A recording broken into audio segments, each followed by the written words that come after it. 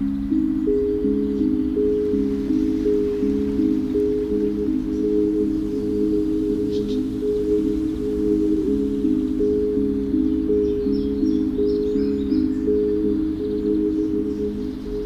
différentes étapes, ça a été refaire vraiment la bâtisse qui a été conservée, plus le nouveau, la moderne qui est arrivée.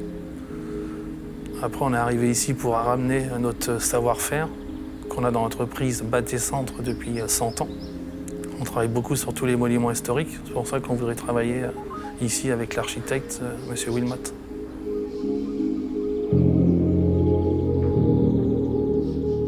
Il fallait qu'il y ait une lecture très claire de notre intervention. Il y avait des bâtiments qui dataient du 18e, 19e, 20e.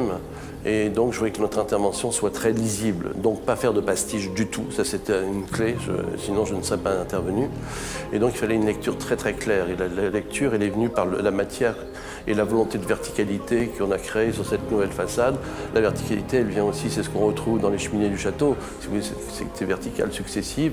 Et donc, ça a été évident pour moi, si vous voulez. Et le fait que notre intervention soit en ardoise, on voit clairement l'existant et la partie nouvelle. Nous, ça a duré 12 mois, charpente, couverture pour nous. Et après, on avait 700 mètres carrés d'ardoise. Cupa, c'est un partenaire. Il y a plus d'une dizaine d'années qu'on travaille avec eux. On a travaillé sur le produit, on les a aidés pour arriver dans le monument. Ils l'avaient déjà avant, mais on les a aidés sur la qualité du travail. On a travaillé ensemble, main dans la main, pour arriver à avoir ce produit-là.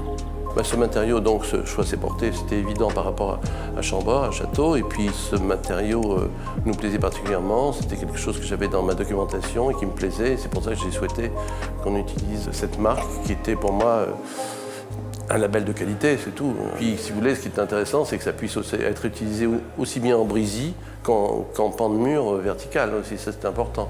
Et on voit que ça marche très très bien, quoi. Tout se fait manuellement, c'est taillé à la main, avec un morceau d'ardoisier et une enclume. Et au niveau rendu, au niveau épaisseur et tout ça, c'est vraiment des trucs modernes. C'est des formes rectangulaires, ils font 50, ils font 18, 20 ou 25 de hauteur. Et puis on a juste des petits recouvrements de 5 cm, c'est juste un barrelage, c'est pour toute l'esthétique et tout ça. La démarche, écoutez, c'est une démarche de fonctionnalité avant tout, et de mettre en exergue les thèmes importants pour un hôtel, une grande salle à manger, un endroit où il peut y avoir des dîners, des rencontres magnifiques, un bar, un billard où nous sommes aujourd'hui, des chambres, toutes avec des vues exceptionnelles, pour ainsi dire. De chaque fenêtre, c'est un tableau sur le château. Et donc on est parti sur un aménagement très spartiate, parce que finalement, on souhaitait d'avoir des chambres très lumineuses. Mais à chaque fois, on a ramené un petit clin d'œil avec une photo de détail du château surdimensionné qui devient une sorte de tête de lit. Et donc, on entre encore, on est presque dans le château grâce à cette intervention.